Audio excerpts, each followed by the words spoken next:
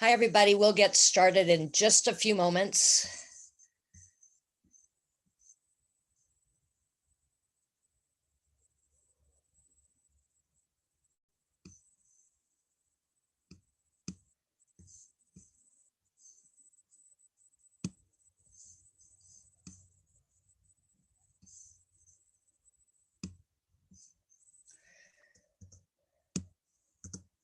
So welcome to our final lunch with the League for this election season.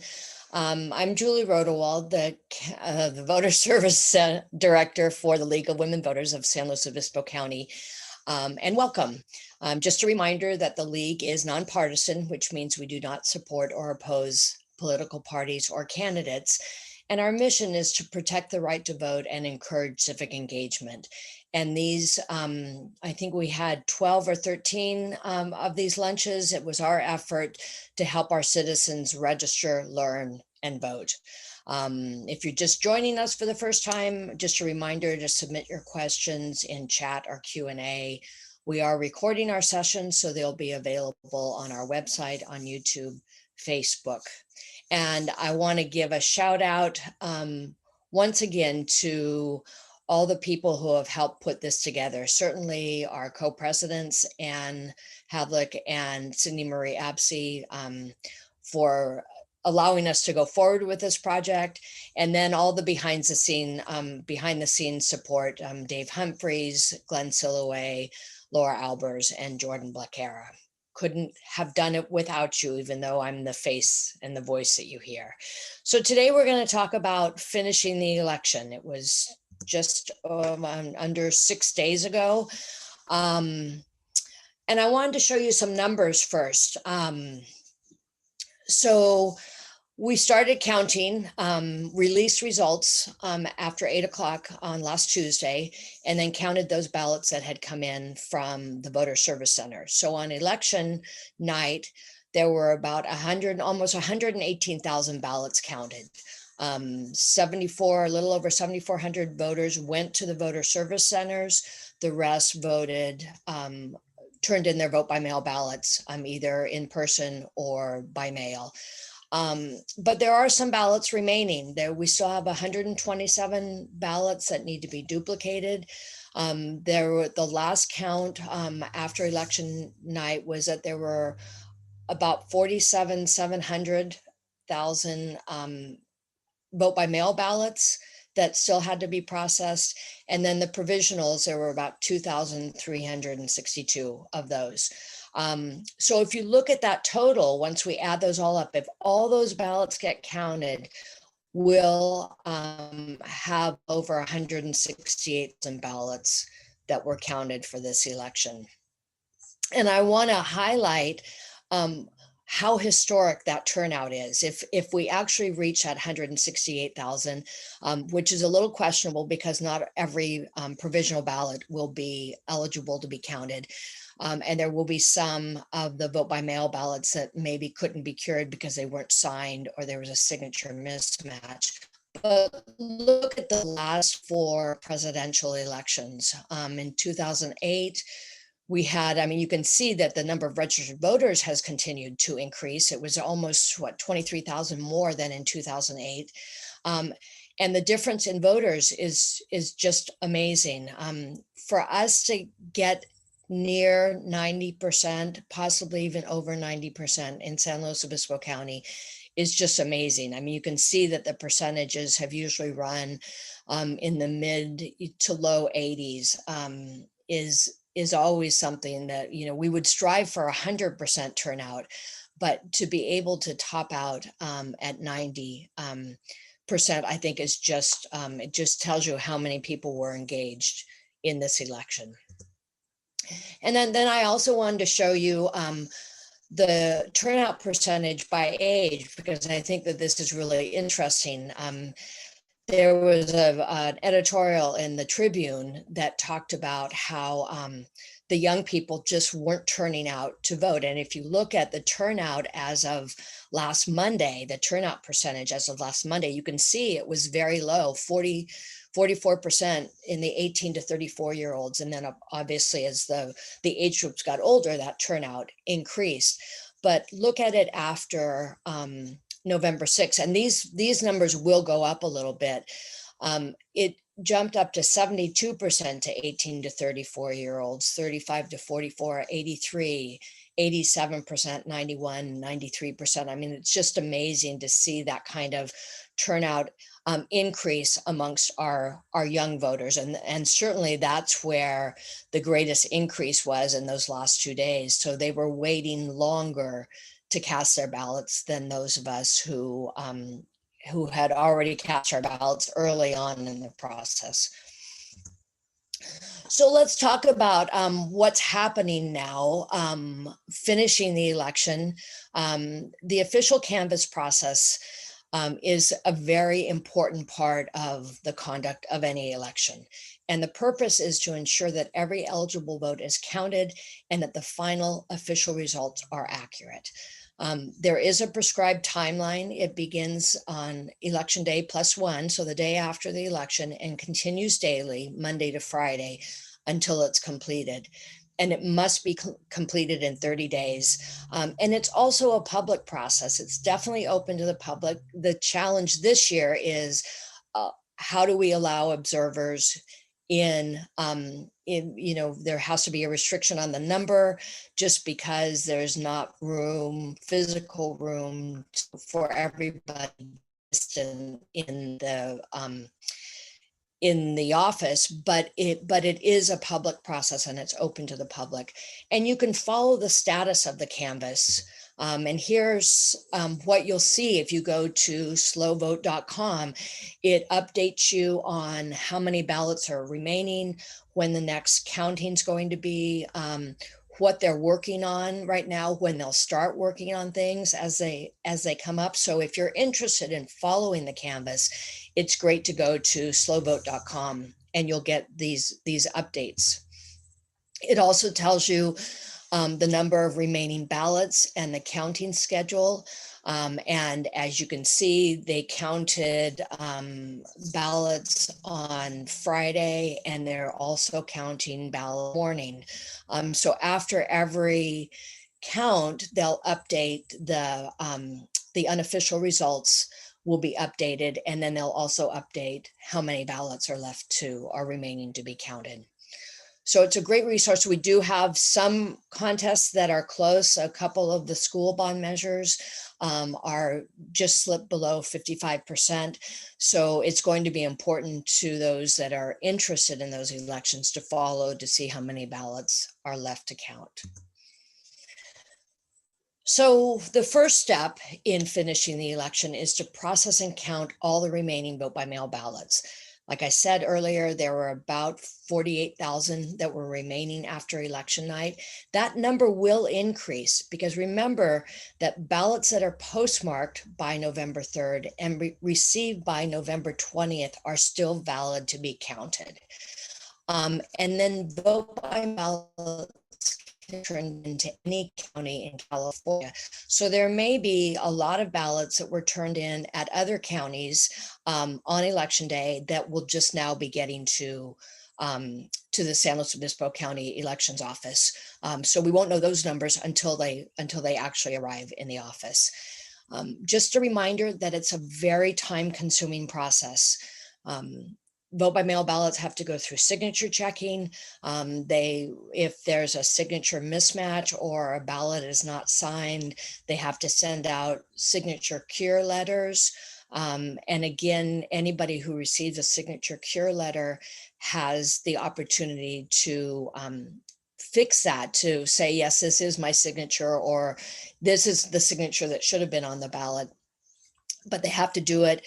The deadline is 2 days before the certification of the election, which my understanding is planned for right before Thanksgiving, as long as they can complete all the work. And then they have to open the envelopes and prepare the ballots for counting. That's really the most time consuming because it's just you're physically touching every single ballot. Like I said, they counted, the county elections office counted on November 6th, and they counted 16,800 ballots. And then there's another count scheduled for this morning. It may last well into the day, depending on how many ballots are ready for counting. Let me see, did I just skip one? Yeah. And then they have to adjudicate and duplicate ballots that can't be read. So duplicated ballots are ones that cannot be read by the scanner. There were 127 of them from election night, and that may increase as the ballots are processed. As they count more ballots, if ballots get kicked out, then those will go into the to be duplicated pile. And in order to keep track of the duplicated ballots, there are serial numbers that are assigned to the voided ballot and the replacement ballot, basically. So anybody can go back and look at those and make sure that the duplicated ballot, it was duplicated correctly and it matches the voided ballot. And then the adjudicated ballots, that happens if the scanner cannot determine voters' intent. Maybe there was an overvote or an unreadable mark. And so two-person teams look at all of those ballots and see if they can determine and agree on what the voter's intent was. And then they would allocate the vote for that contest based on the voter's intent. And then they have to allocate all the write-in votes. And the system would present the ballots with the bubble marked or writing on the write-in line. And then staff would have to determine if it's a valid write-in, meaning that their name is on the list. If somebody voted for Bugs Bunny or Donald Duck, that's not going to count. The name has to be on the certified write-in list, and then the bubble needs to be filled in, and then they would allocate any valid write-in votes to those candidates. Then they're going to start working on processing and counting the provisional ballots. And we've talked about provisional ballots before, but basically these are voters that the voter service center workers could not determine their eligibility. Maybe the system showed that their vote by mail ballot was returned. So what goes into adjudicating these is the staff would do the research to say, was the envelope signed by another person? Was that signature challenged? And then if they can resolve that and the signature on the provisional ballot matches the registration, then that provisional ballot would be counted. But if they can't resolve it, then it wouldn't be counted. If it did show that the voter had returned a vote by mail ballot that the signature matched and was opened and sent for counting, then their provisional ballot would not be opened and prepared for counting. Might be a first-time federal voter with no identification. So on the provisional envelope, they're going to give their identification, their driver's license number, the last four digits of their social security number. Does it verify through the statewide database? And then again, does the signature on the provisional ballot match their registration? And then there are the conditional voter registration provisional ballots. And these are basically same day registration. Somebody moves into the county, did not register. They can do that by completing the provisional ballot envelope and voting a ballot that goes into that. So the voter's record would be run through the statewide database. The information is validated. And if the voter is registered in another county, they have to determine if that voter voted in that county before that provisional ballot can be opened and counted. And then they go through a reconciliation process. They reconcile the rosters, that the voters who sign the roster, the number of voters who sign the roster equal the number of ballots in the ballot box. And that the number of voters who sign the provisional roster equals the provisional ballots. And then they also have to go back and balance the ballot stock. So every voter service center got a set number of blank ballot stocks to be used when they were issuing ballots to voters. So they would look at the number of ballots that were issued, whether they were vote by mail for people to take with them, provisional or live to vote here ballots, how many ballots were spoiled, and then how much was there unused ballot stock. And those three numbers added together must equal the quantity of ballot stock that was issued to the voter service center. And if it doesn't, then the election staff needs to do the research to determine what happened to why are those numbers off. And then they review all of the items. Then did the voter service center workers sign their oath and their declarations for every shift that they worked? Did they sign their payroll sheets? Did they complete their balance statements daily? Did they complete their certification daily? So those are all steps that have to be completed on a daily basis. And those have to be reviewed after the election to make sure that all of those happened. And this is the part that that really gives the full confidence in the election, that the machines are counting and allocating the votes properly. So it's called the 1% manual tally, and it's a tally of all contests in 1% of the precincts. We have about 138 precincts, so they would have to tally all contests in at least 2 precincts, all the ballot measures, all of the contests, and those precincts are randomly selected, and the elections official must post the time and place of the selection, because again, that's a public process, so people can come in and watch that random selection of precincts taking place. And then because not all of the contests that are in San Luis County will be in those 2 precincts, the elections official would choose additional precincts to tally all the contests that are not on the ballot in those 2 precincts. So let's say that one of the 2 randomly selected precincts, one was in San Luis Obispo and one was in Paso Robles. You still have to pick up contests for the city of Atascadero, for the city of Morro Bay, Aurora Grande. Oh no, sorry, Aurora Grande didn't have an election.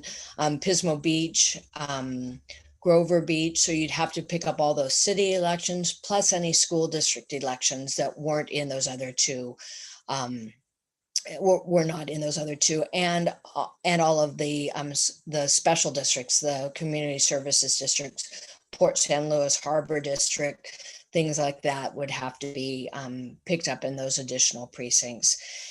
And then the tally team consists of several people, and the point of it is that the manual tally, that if they're counting the ballots that were allocated to a certain either yes, no on a proposition or to the candidates, that manual tally must equal the machine tally for that precinct, and any variance must be investigated and resolved. Was it that there was a mark that it couldn't pick up, the machine couldn't pick up? Maybe somebody circled all the circles instead of marking in the bubble. So any would have to be investigated and resolved. But that's that final check to make sure that the machines were scanning the ballots correctly, that all the ballots got scanned, and that they were allocating the votes correctly. And then it's wrapping it up. There's an election certification that has to be prepared. They prepare the statement of vote, which is a precinct by precinct summary of votes cast. They prepare certificates of elections for the winners and the measures. They send the required information to the Secretary of State and to the cities. They would prepare the agenda item for the Board of Supervisors. And then really the final step is, let's debrief. What is it that that went right in this election? What is it that went wrong? What can we do to improve on it?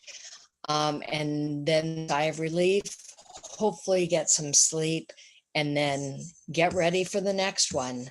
I just saw that, well, let me just finish this one last slide, and then we'll go to, I just saw that there is a question.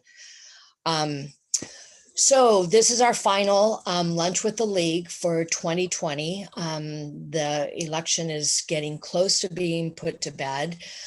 So we'll be on hiatus until 2021, but we will be returning in 2021, not on a weekly basis, but on a monthly basis, to talk about topics that are timely and important for our community. So we hope that you'll continue to join us. And if there is anything that you would like to see the league cover, you can submit any questions that you have or suggestions for topics to voter service at lwvslo.org. And again, I want to thank you very much for joining us live for these 13 weeks. I think it was, we started in August 24th, I think. We appreciate you joining us and hope that you have found some important information and learned things. So one question is, how often does a manual tally count not match the machine tally?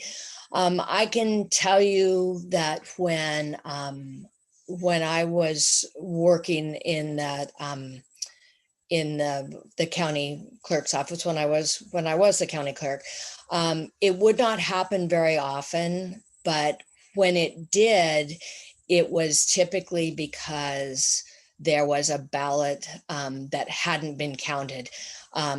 It's a little bit difficult to explain, but the way that the scanners that we used to have worked is that if there was an error, if something couldn't be read, you had to make sure that you pulled the correct ballot and put it back in. So it was an operator type issue. If the wrong ballot got pulled and fed back through, it only happened maybe in one election, and there was an issue with the one operator that was doing the ballot counting. So we actually went back and recounted all of the batches that operator had used. And then we also expanded our manual tally to include other batches, so that we could make sure that same problem was not happening.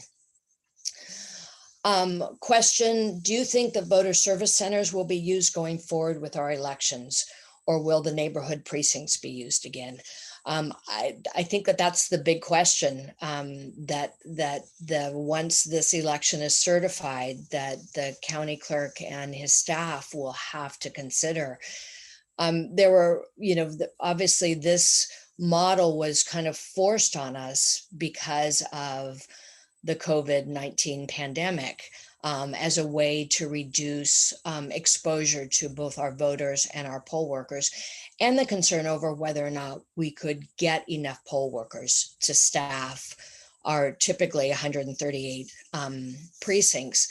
But the challenge going forward, so it gave us that opportunity, and it also gave us the opportunity to use locations that weren't being used for other purposes. We used two buildings at the high schools, Templeton and Napomo High School. Those would not have been available to us if school had been in session. We were able to use the Cal Poly Performing Arts Center. Again, that probably would not have been available for 4 days if all the performances hadn't been shut down. So there are challenges with this model of that's under the Voters' Choice Act, but I think it's something that the county clerk and election staff is really going to have to look at, of can we do it this way in the future, or do we need to go back to our what you refer to as neighborhood precincts?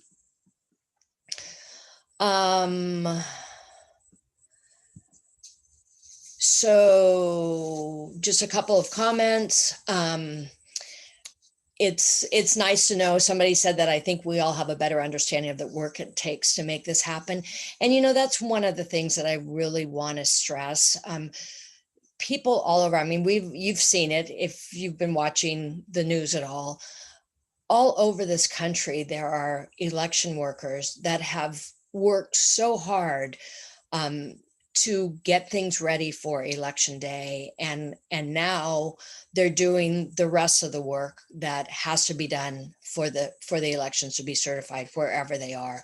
And really, I think every American owes those people a huge debt of gratitude, as well as all the people who staffed the polls on election day. It was really encouraging that even with this pandemic, that the country was able to staff their polls and have people working in the elections office to make this election happen. So a question is, do you have a sense of how many people couldn't find their place to vote? My gym at Arrow Vista reported people wandering in looking for a polling place. I had left the list with my trainer, so she was able to direct people. It is one of the challenges, because people don't always pay attention to what's happening in an election until it's that day. And I know I spoke with someone at my doctor's office, and she said, I'm just going to go to my regular polling place on election day. And I said, well, where is that? And so she gave me the name. I said, no, that isn't a polling place for this election. There are these voter service centers, and you can find it on the website. So I don't have a sense of how many people couldn't find their polling location. Certainly everybody had access to the information. I think it's one of the challenges going forward with this type of election. And it's certainly a suggestion that any location that had been used as a polling place in past elections should have a sign up that says this is not a polling place, and this is where the nearest one is. Obviously, that's a challenge to get out 138 of those, but it's still important to be able to direct people to the correct place. I think that's all the questions that we have. There's still 3 minutes if you want me to hang around and answer any other questions. But if I don't see any come up, I wish you all a wonderful Monday. No more elections to look forward to. You don't have to be in front of a computer at 12 o'clock on Mondays in the future, so you'll all have free days. I'm not exactly sure what I'm going to do with my time. I'm just so ready to be here for lunch with the league. So the question came in as, could the league help with this in the future? I think you're talking about the signs. And yeah, certainly if the county clerk said, hey, can we get your help in placing out signs, then I'm sure that the league would do that. And for any of those of you who are on the call that are not already members of the League of Women Voters, we urge you to sign up and join us and join our efforts in Lunch with the League going into next year. And then as we get into the 2022 election season, doing the same thing, supporting everybody's right to register, learn, and vote. And hopefully we'll be back working at the polls in 2022 as well. Great. So I think that's it. Thanks everybody for joining us, and have a wonderful day.